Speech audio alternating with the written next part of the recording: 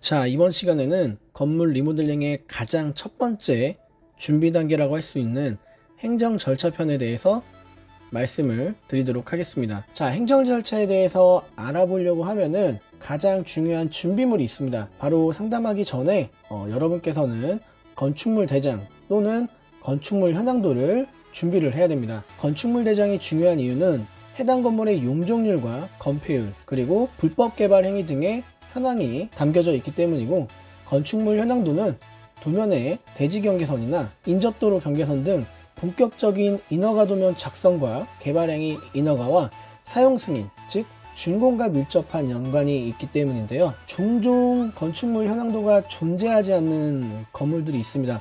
굉장히 많아요. 이런 경우에는 인허가 과정에서 실측 도면을 작성을 해서 등재를 해줘야 됩니다. 자, 여러분께서 미팅하기 전에 마인드셋을 어느 정도 해야 될 필요가 있는데요. 내력벽 혹은 기둥을 제거하는 것만이 대수선에 포함되는 것은 아니고, 기둥 혹은 내력벽을 신설하는 것 역시 대수선 인허가에 포함된다라고 마인드셋을 하시면 될 것 같습니다.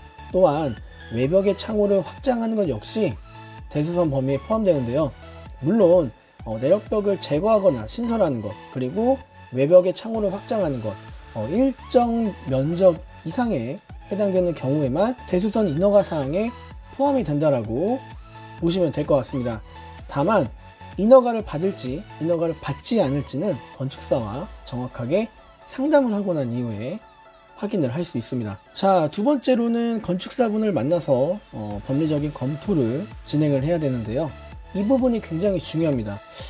보통 상담을 의뢰하시는 분들께서는 이미 주변에 건축을 조금 하신다고 하시는 분들이나 건축사 분들을 통해서 몇 번 상담을 받아보신 분들이 계시는데, 사실 대수선 인허가의 경우 건축사 분들마다 법리 해석이 다르고 해당 건물이 갖고 있는 특징, 건물이 들어선 대지의 특징 등을 면밀하게 검토하고 활용해서 인허가를 받아야 되는데, 이러한 경우 건축사를 누구를 선정하느냐에 따라서 증축 면적이 증가하기도 하고 줄어들기도 합니다.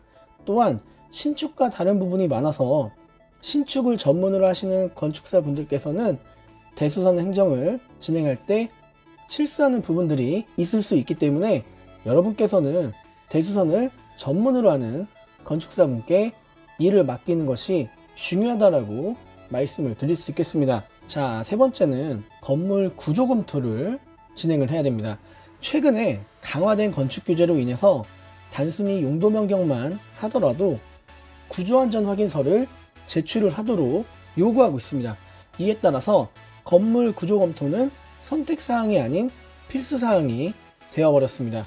구조안전 진단을 통해서 내력벽을 철거하지 않더라도 최근 건축 기준에 맞추어서 건물이 사용 가능한지, 내력벽 철거를 수반해서 내진 설계를 반영을 하고 구조보강을 통해 사용이 가능한지 등을 검토를 해야 됩니다.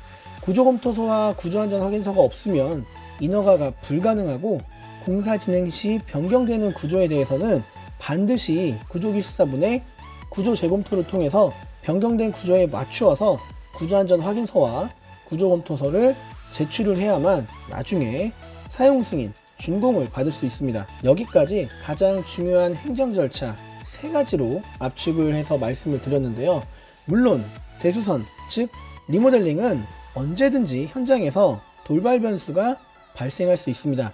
그렇기 때문에 인허가를 받을 때나 공사를 할 때나 준공을 받기 바로 전 단계나 현장을 수시로 체크하고 변경되는 사항은 즉시 건축사분 혹은 구조기술사분과 협의를 해서 안전에는 이상이 없는지, 인허가 사항에는 이상이 없는지, 준공에는 이상이 없는지 확인하면서 매 공정을 진행하는 것이 중요하다라고 말씀을 드릴 수 있겠습니다.